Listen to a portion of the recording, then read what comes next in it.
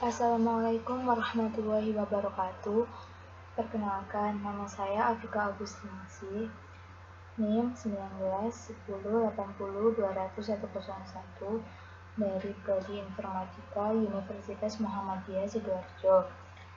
Saya akan mempresentasikan hasil studi kasus SIMBL di unit CDC PT Telkom pada analisis audit sistem informasi berbasis COVID-5.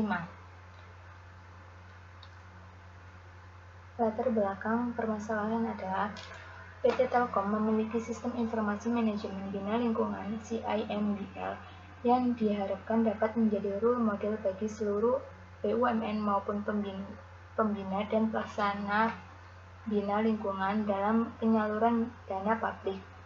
Namun, unit Community Development Center PT Telkom belum pernah melakukan evaluasi terhadap sistem informasi atau teknologi informasi yang telah diterapkan dari sisi kemajuan mencapai tujuan serta nilai tata kelola dan manajemen teknologi informasi.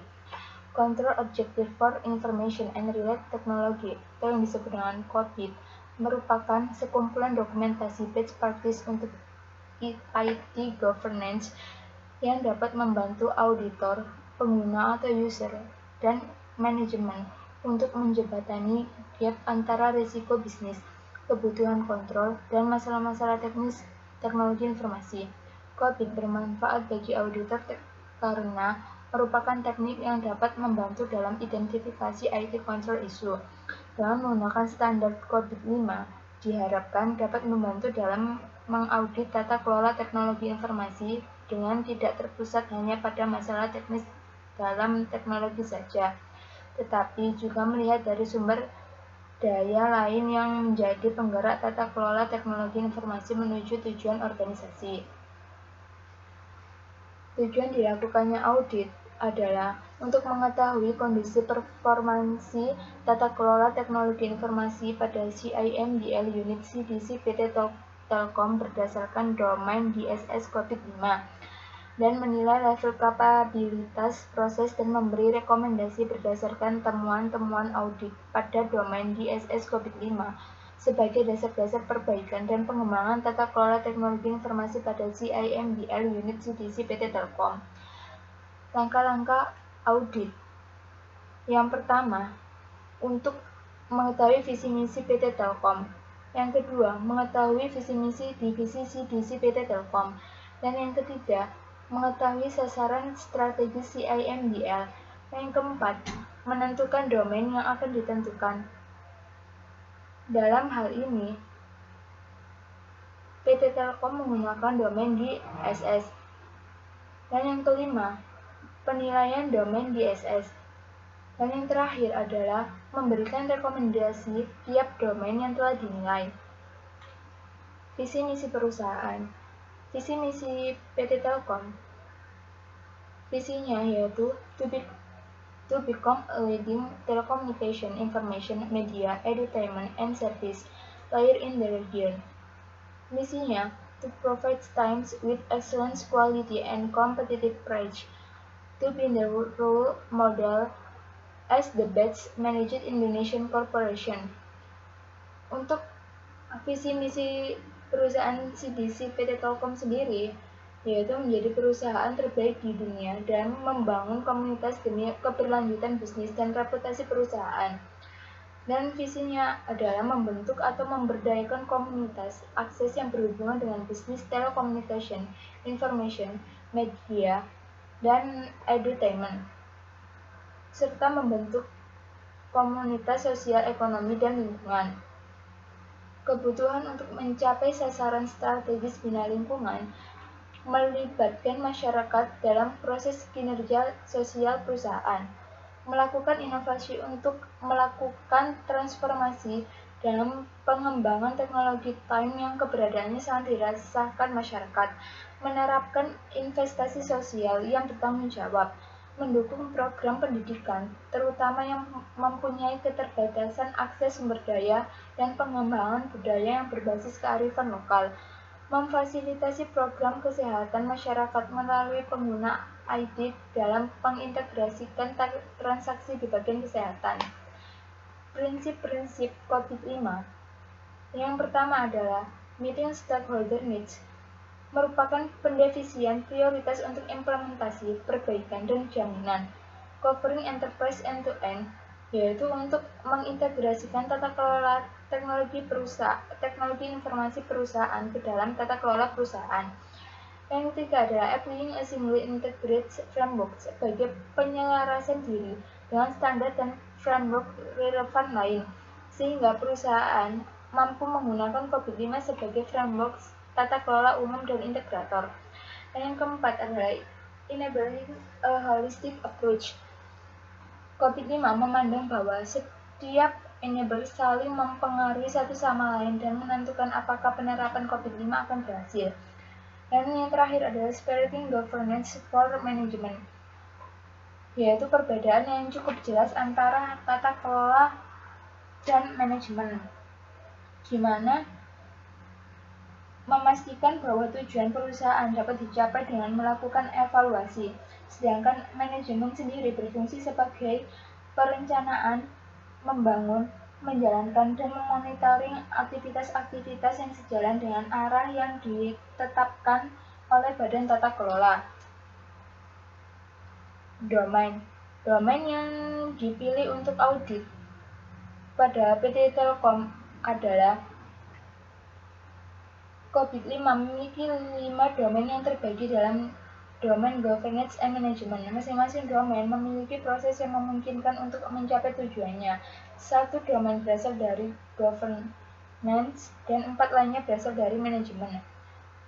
Domain Deliver Service and Support atau DSS memfokuskan pada aspek pengiriman teknologi informasi, proses, dan dukungan yang memungkinkan untuk pelaksanaan sistem teknologi informasi yang efektif dan efisien. Domain DSS terdiri dari 6 kontrol objektif, yakni DSS 01 mengelola operasi, DSS 02 mengelola permintaan layanan dan insiden, DSS 03 mengelola masalah, DSS 04 mengelola keberlanjutan, DSS 05 mengelola keamanan layanan. Untuk detail pada domain DSS ini, mari kita lihat tabel analisisnya di file berikut.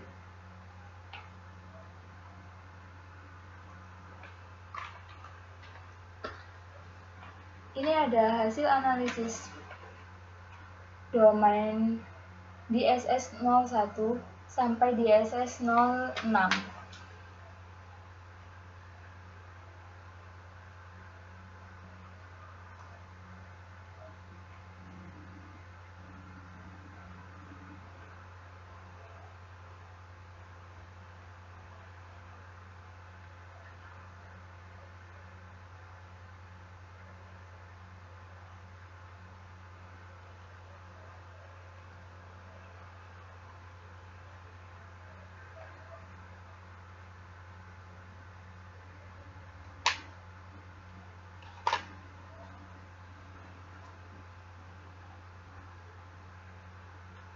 Metodologi pengimplementasian dan analisis penelitian.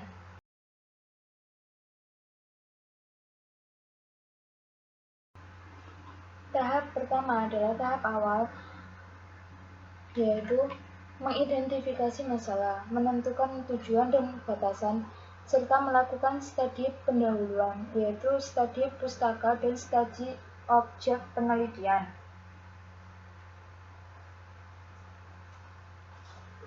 Di mana tahap awal ini mengidentifikasi masalah dilakukan untuk mengetahui fenomena apa yang dapat diangkat atau diteliti agar lebih mudah untuk menentukan tujuan penelitian.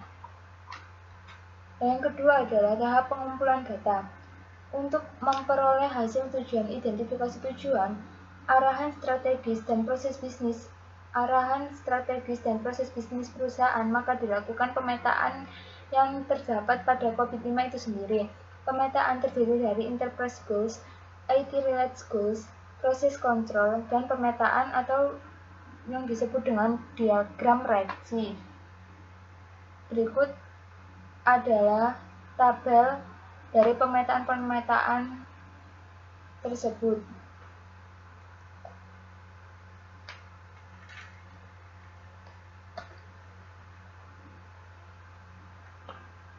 Ini adalah tabel pemetaan enterprise goals dengan sasaran strategi bina perusahaan.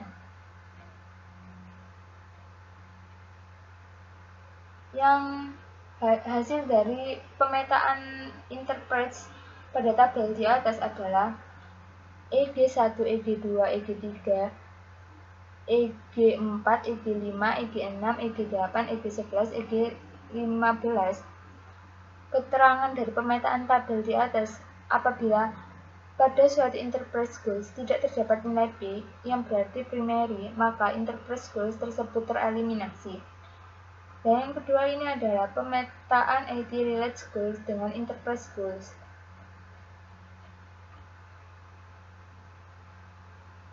Hasil dari pemetaan ini memberikan keterangan bahwa suatu IT related goals tidak terdapat nilai P yang berarti primary, maka IT related goals tersebut tereliminasi. Dan ini adalah tabel pemetaan proses kontrol dengan IT related goals.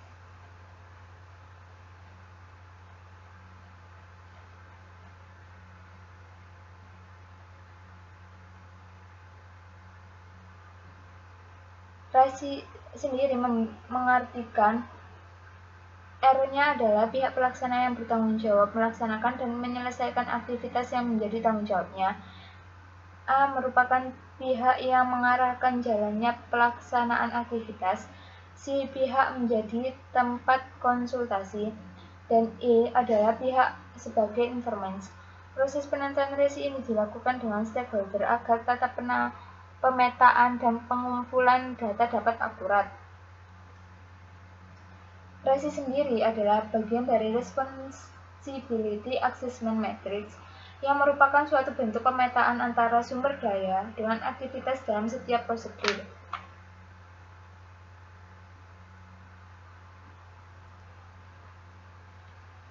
Pengumpulan data dilakukan melalui kuesioner, wawancara, dan survei lapangan. Rekapitulasi nilai capability. Setelah dilakukan analisis hasil kuesioner, maka didapatlah hasil nilai-nilai pada tiap aktivitas yang ada pada domain DSS dan dimasukkan ke dalam form kerja audit. Tindakan selanjutnya adalah mencari rata-rata nilai pada tiap proses untuk mengetahui bagaimana kondisi tiap proses yang ada dengan cara menjumlahkan seluruh level yang dipilih lalu dibagi dengan jumlah item pertanyaan di dalam domain. Tahap pengolahan data ada dua, yaitu validitas dan pengolahan hasil kuesioner. Uji validitas dilakukan terhadap isi instrumen untuk mengukur ketepatan instrumen yang digunakan dalam suatu penelitian. Yang kedua, pengolahan hasil kuesioner dibagi menjadi dua macam. Yang pertama yaitu mendefinisikan setiap jawaban dari item pertanyaan yang diberikan kepada responden yang sudah disusun.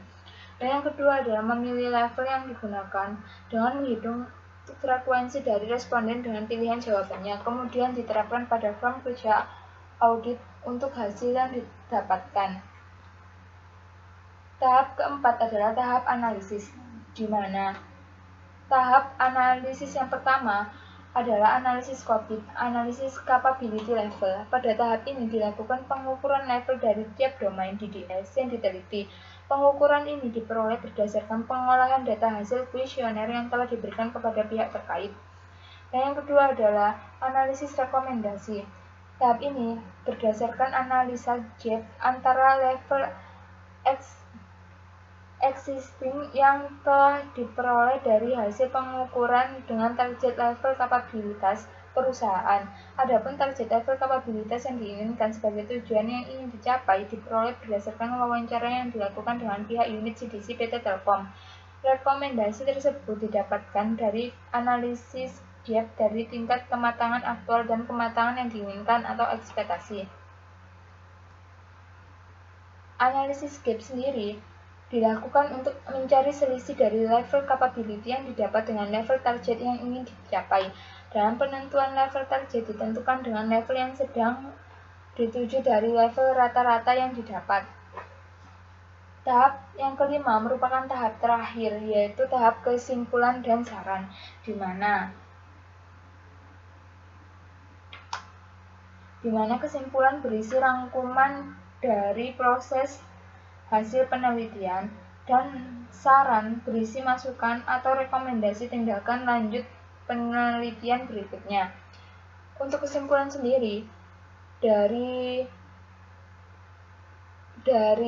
tabel-tabel pemetaan, yaitu level capability keseluruhan yang diperoleh berdasarkan keseluruhan rata-rata adalah 4, yang berarti sebagian besar aktivitas pada domain DSS untuk Bina Lingkungan SGM CDC PT Telkom telah dilakukan.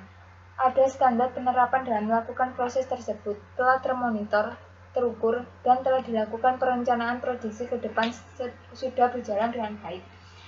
Untuk rekomendasi sendiri, karena level target yang dicapai adalah 5, yaitu level optimizing process, maka rekomendasi yang disusun adalah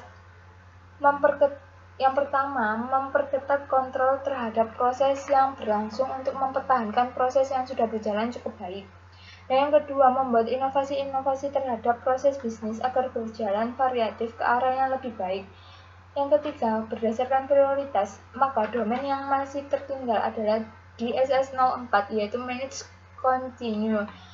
Maka perlu dilaksanakan terlebih dahulu rekomendasinya untuk meningkatkan performansi dalam berlangsungnya bisnis proses. Dan yang terakhir adalah yang keempat, meningkatkan dan konsisten dalam mengontrol dan mengevaluasi pencapaian terhadap deadline 5 tahunan, khususnya kontrol dan evaluasi per 3 bulan dan per tahun. Demikian yang bisa saya sampaikan. Apabila ada kesalahan, saya mohon maaf. Saya Afika Agustiningsih. Terima kasih. Wassalamualaikum warahmatullahi wabarakatuh.